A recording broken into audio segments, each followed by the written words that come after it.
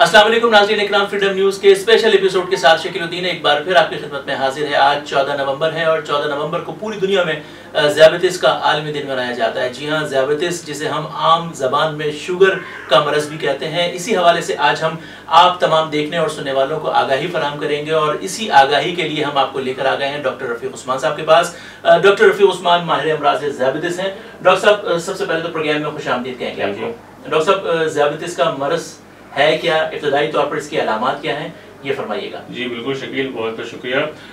आपने बहुत अच्छा टॉपिक चुना है कि इस वक्त चूँकि डायबिटीज एक ऐसी बीमारी है जिससे तकरीबन 326 मिलियन लोग मुतासर हैं और अगर ये हमसे कंट्रोल नहीं किया गया तो तकरीबन जो है वो डबल इसकी फिगर हो जाएगी।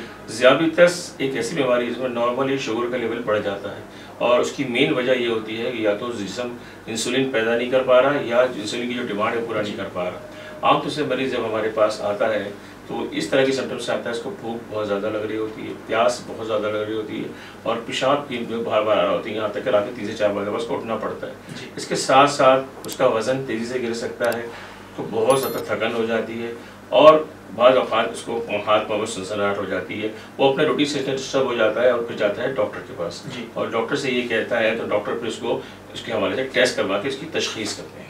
ठीक है डॉक्टर साहब, वजन का गिर जाना, भूख का ना लगना, हाथ पैरों का सुन होना, ये इब्तदाई तौर पर अलामत समझी जा सकती हैं। बार बार पेशाब का आना और खास तौर पर रात को सोते हुए उठकर जाना बार बार पेशाब के लिए, ये अलामत हैं शुगर के हवाले से। अच्छा डॉक्टर साहब, अब अगर किसी बंदे को शुगर हो जाती है तो उसके लिए एहतियात क्या है और फौरी तौर पर इब्तदाई इलाज क्या तजवीज़ करते हैं आप? देखिए, सबसे पहली बात तो ये है कि आपको पता है आज जो दिन है उसका मेन मकसद जो है थीम है education, access to patient education, जैसे भी आपसे डिस्कस हुआ मेरा, तो पेशेंट की एजुकेशन सबसे पहले बहुत ज़रूरी है। और दूसरी बात जो ये है, जैसे ही मरीज़ की तशख़ीस हो जाती है एक मुस्तनद मरीज़ तशख़ीस करेगा और उसके साथ साथ इसको 2-3 चीज़ें होती हैं। एक तो दवाई है, एक उसकी वर्जिश है, लाइफ स्टाइल चेंज करना है और जो तीसरी जो मेन चीज़ है उसकी डाइटरी हैबिट्स। तो शकील, सबसे पहली बात तो ये है कि मरीज़ को अपना वज़न कंट्रोल करना चाहिए, ठीक है, दोनों सूरतों में, खुराक की सूरत में भी और वर्जिश की सूरत में भी। इसी तरह उसको अपना लाइफ स्टाइल चेंज करना चाहिए, उसको सेडेंटरी लाइफ इस्तेमाल नहीं करनी चाहिए, उसको लाइफ में ज़रूर फिज़िकल एक्टिविटी करनी चाहिए और इसके साथ साथ जो डॉक्टर उसको तजवीज़ करता है दवाइयाँ, उसको पूरी बाकायदगी से करना चाहिए और इसमें अपनी तरफ से कोई आगे पीछे नहीं करना चाहिए। एक और बात जो बताऊँ आपको इसमें जो बहुत ज़रूरी है कि दवाई को पाबंदी से वक्त पे खाना है और अगर उसके पास ग्लूकोमीटर है तो उसकी मॉनिटरिंग करनी है। ठीक है। अच्छा डॉक्टर साहब, आपने कहा कि लाइफ स्टाइल का तब्दील होना, कुदरत से, नेचर से हटकर जिंदगी गुजारना, क्या ये शुगर का सबब बनेगा?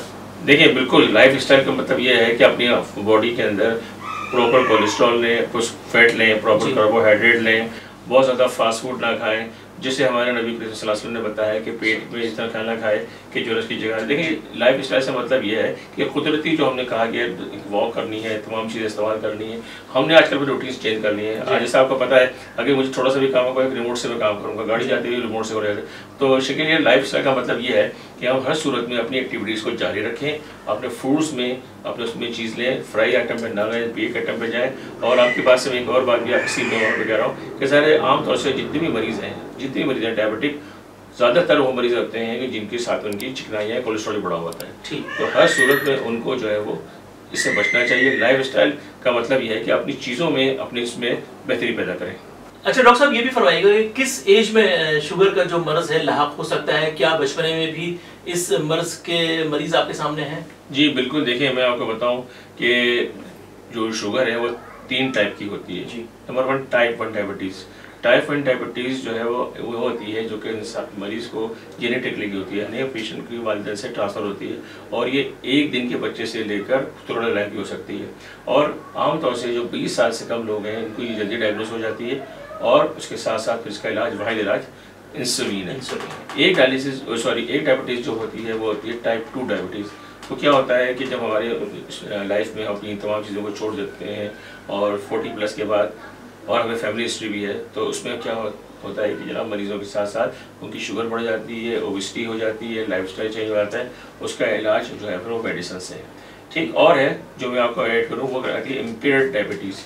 امپیئرڈ ڈائبٹیز یہ ہوتی ہے کہ جن کی فیملی ڈائبٹیز ہو کہ وہ آگے جا کے اس بات کی صلاحیت رکھتے ہیں کہ وہ ڈائبٹیز ہو جائیں گے، جیسے مثال کے طور پر کسی خاتون کو پریگنینسی میں ہو جائے، کسی کو کوئی اسٹریس ہو جائے، کسی کو ٹی بی ہو جائے، کوئی ایسی چیز ہو جائے، باڈی میں اسٹریس ہو جائے، تو ہم اس کو یہ کہتے ہیں امپیئرڈ ہوتی ہے، اور impaired can converted into normal diabetes at any time. تو ایسے پیشنٹ کے لیے صرف ہر 6 مہینے میں ان کے ٹیسٹ ہونے چاہیے۔ ٹھیک، اچھا ڈاکٹر صاحب آپ نے جیسا کہ ذکر کیا کہ ڈیورنگ پریگنینسی بھی شوگر جو ہے وہ ہو جاتی ہے خواتین، تو کیا ان بچوں کو بھی آگے جا کے شوگر ہونے کے چانسز ہوتے ہیں جن کی ماؤں کو ڈیورنگ پریگنینسی جو ہے شوگر ڈائگنوز ہوتی ہے؟ بالکل جی، آپ نے جو بات کی، اگر پیشنٹ اس وقت ٹائپ 1 ڈائبٹیز کے ساتھ ہے، یعنی کیسے فیمیل ہے جو کہ شروع 15 سال سے ہی لے رہی ہے، تو بہت زیادہ چانسز کے ہو جائیں گے، اور اگر ایسا پیشنٹ جو کہ اس کی فیملی میں اس کے ماں باپ دونوں کا ہے تو 50% ہو جائیں گے۔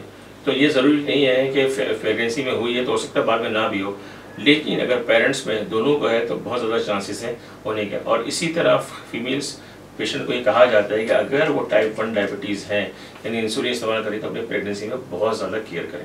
ٹھیک ہے ڈاکٹر صاحب، یہاں یہ بات بھی ہم جاننا چاہیں گے کہ جن کی ہسٹری مضبوط ہے، ماں باپ کو بلڈ پریشر شوگر ہے، تو کیا آگے چل کر ان کی اولادوں کو بھی شوگر اور بلڈ پریشر کے امراض ہو سکتے ہیں؟ بالکل ہو سکتے ہیں۔ اس میں یہی ہے جیسے آپ کو میں نے شروع میں بات کی کہ کچھ علامات ہیں، اگر پیشنٹ 35+ کے بعد کچھ علامات نوٹ کر رہا ہے، 40 کے بعد نوٹ کر رہا ہے، اور ان کے پیرنٹس کو ہے، تو ضرور اس کو جو ہے وہ ٹیسٹ کرنے چاہیے، اور ٹیسٹ کسی مستند ڈاکٹر کے پاس آئے، وہ آپ کو بتائے گا کس طرح سے کرنا ہے۔ ہو سکتا ہے کہ اس وقت نہ آئے، لیکن اس ٹیسٹ کو پھر وہ 6 مہینے بعد، سال بعد اس کو وہ ریپیٹ کرنا چاہیے۔ ٹھیک، ناظرین اکرام، ڈاکٹر رفیق عثمان کی بات سے یہاں یہ بات ہمیں سمجھنی ہوگی کہ جب اگر کسی کو شوگر کا مرض لاحق ہوتا ہے یا ذیابیطس کی علامات اس میں ظاہر ہوتی ہیں، تو وہ جنرل فزیشین کے پاس جانے کے بجائے کسی ماہر امراض شوگر کے پاس جائے تاکہ صحیح طریقے سے مرض کی تشخیص ہو سکے اور ادویات کا جو ہے وہ تعین کیا جا سکے۔ اچھا ڈاکٹر صاحب، اب اس کی علامات بھی ہم نے بات کر لی، ہم نے علاج کے حوالے سے ہم چاہیں گے کہ مزید کیا مطلب علاج ہونا چاہیے، اور پھر اس کی احتیاطیں کیا ہیں، یہ فرمائیے گا۔ شکیل، سب سے پہلے بات تو یہ ہے کہ ہم اگر علاج نہیں کرواتے تو کیا پیچیدگیاں ہو سکتی ہیں، میں آپ کو پیچھے شیئر کرتا ہوں۔ دیکھیں، علاج اس کے لیے ضروری ہے کہ مریض، یہ شوگر جو ہے یہ خاموش قاتل ہے، اور یہ ہماری باڈی کے ہر نظام کو جو ہے یہ ڈسٹروائے کرتا ہے، کیونکہ ہمارے ہر سیلز میں گلوکوز جا رہا ہوتا ہے۔ تو سب سے پہلی علامت تو میں آپ کو بتاؤں کہ کچھ علامتیں ایسی جو اس کی مائکرو ویسکولر ہوتی ہیں، یعنی چھوٹی چھوٹی نسیں متاثر ہوتی ہیں، اس کے جیسے پاؤں میں سنسناہٹ ہونا، ہاتھ پاؤں کا سن ہونا، اور اسی طرح جو ہے وہ بار بار جو ہے ایسا لگتا ہے کہ ہاتھ پاؤں سن ہو رہے ہیں۔ جو مین علامت ہے اس میں سب سے پہلی بات آنکھوں میں موتیاں ہونا یا آنکھیں کے پردوں کا ضائع ہونا، جی، نظر کا دھندلا ہونا بھی کہہ سکتے ہیں، نظر کا دھندلا بھی دھندلا ہونا، آنکھوں کا پردے کا بھی ضائع ہونا۔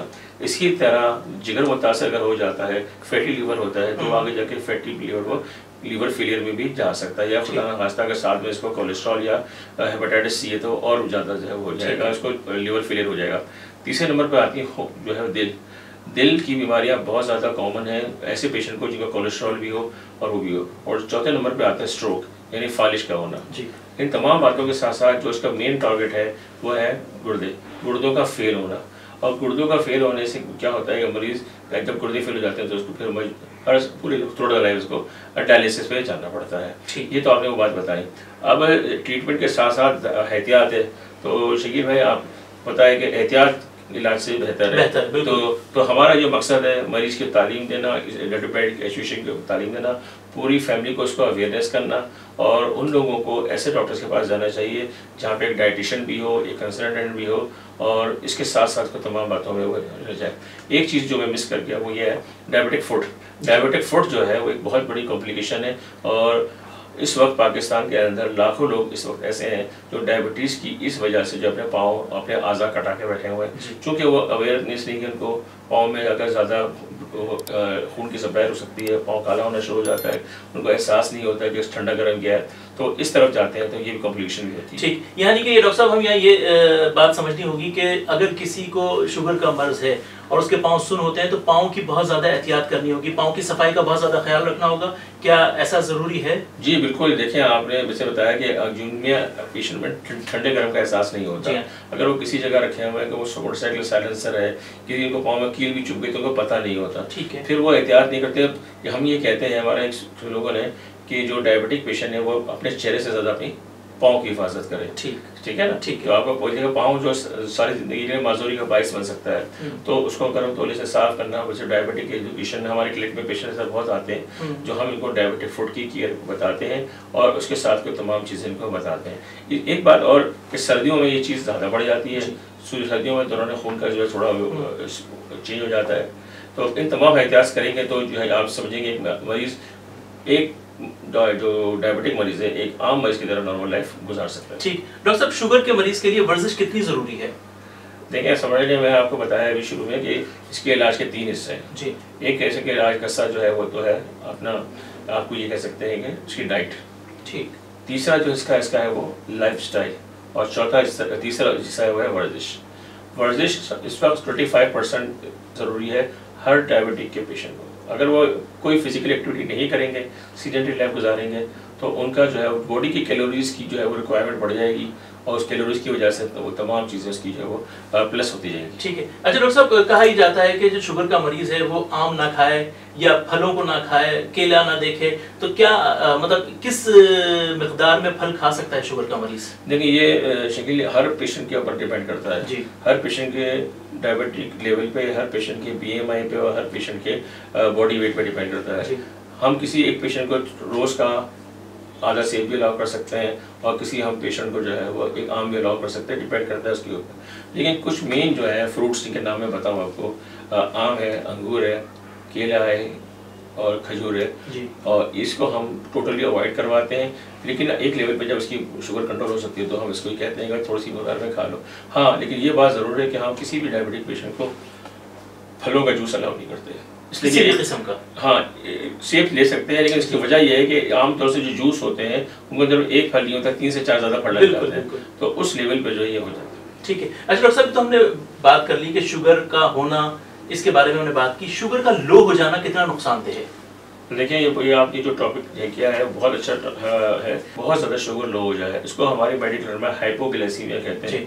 ہائپوگلائسیمیا ایک ایسا ایمرجنسی ہے جس میں پیشنٹ کو بہت کچھ ہو سکتا ہے۔ ہوتا یہ ہے کہ شوگر لیول جو ہے وہ اس کا اچانک سے ڈراپ ہو جاتا ہے اور اس کو مریض کو پسینے آنے لگتے ہیں، ایک کے 2 نظر آتے ہیں، زبان اٹھانے لگتی ہے، اور اس کے ساتھ ساتھ اس کو جو ہے وہ بے ہوشی بھی طاری ہو سکتی ہے۔ ایسے موقع پہ 2 کام کیے جاتے ہیں۔ اگر آپ کے پاس گلوکومیٹر اویلیبل ہے تو آپ شوگر ٹیسٹ کریں، اور آپ فوراً اس کے کوئی میٹھی چیز، کوئی ٹافی، کوئی چینی، کوئی جوس تھوڑا سا دے دیں، اور جیسے ہی ریکور ہو جائے تو اس کے ساتھ ساتھ جو ہے وہ اس کو آپ دوبارہ لیول چیک کریں اور پھر اس کو وجہ سے دیں۔ ہائپوگلائسیمیا کی 2 مین وجہ ہیں۔ ایک مین سب سے بڑی وجہ یہ ہے کہ مریض اگر انسولین پر ہے، انسولین لگانے کے بعد فوراً 10 منٹ کے اندر کھانا چاہیے، لیکن اگر وہ کسی مقام میں لگ جاتا ہے 1-2 گھنٹے بعد کھائے گا تو پھر وہ انسولین لیول گر جائے گا۔ اسی طرح مریض کو لگتا ہے کہ بھائی میری شوگر کی مقدار 2 لکھی ہے، وہ زیادہ کر دیتے ہیں تو اس سے بھی کم ہو جاتا ہے۔ ٹھیک ہے ڈاکٹر صاحب، چلتے چلتے کیا پیغام دینا چاہیں گے ہمارے دیکھنے اور سننے والوں کے لیے؟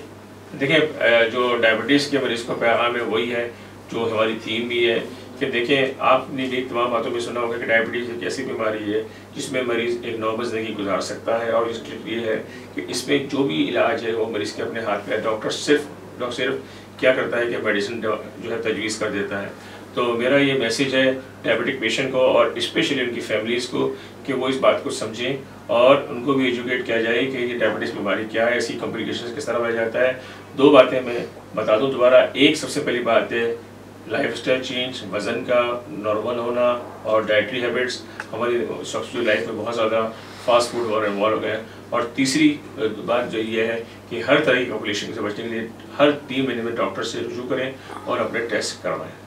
بہت شکریہ ڈاکٹر رفیق عثمان آپ کا کہ آپ نے وقت دیا اور شوگر کے مرض کے بارے میں ہمارے دیکھنے اور سننے والوں کو آگاہی دی۔ بہت شکریہ آپ کا۔